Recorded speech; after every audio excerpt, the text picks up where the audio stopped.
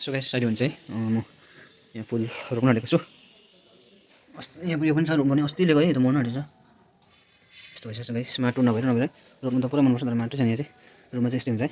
अहिले भर्खर एकजना अङ्कललाई यहाँ अलिकति युज गर्छु हुन्छ है, मागिरहेको छ, अब चाहिँ रोपिहाल्नु पऱ्यो गाइस। यो मर्नु आँटेको गइसक्यो है, यो देखाउनु छ गाइस।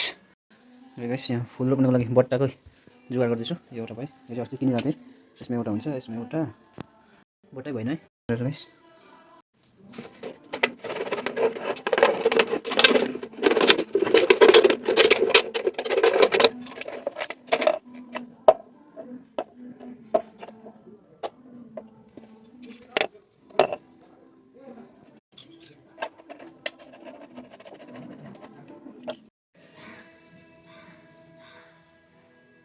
गाइस फुल चाहिँ यो छ, जुगाड गरेको जुगाड बट्टा चाहिँ माटोको लागि चाहिँ तल जानुपर्ने हुन्छ, त्यहाँ देखाउनु छ गाइस।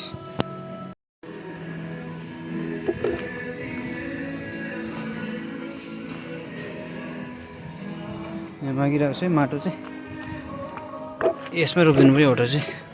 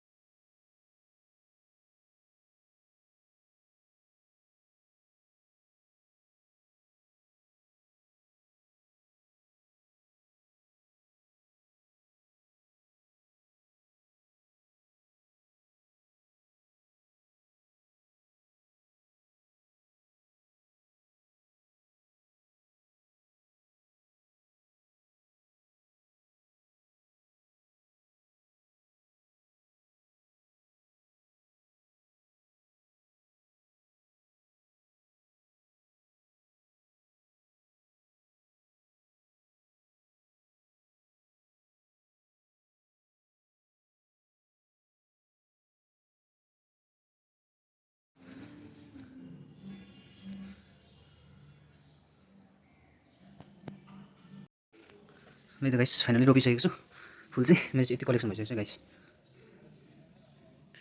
माटो बल्ल खोजपाज पारेर जुगाड गरेर यो रोप्ने पनि यो पनि अलिकति राम्रो छ जस्तो किनेको, राम्रो राम्रो छ। यति चाहिँ बनाउँछु गाइस।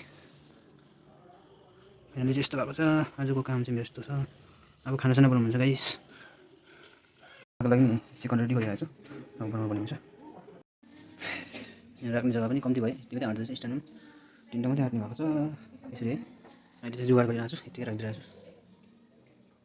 यसो भएर गाइस फाइनली एउटा चाहिँ यहाँ झुन्डाइदिएको छु।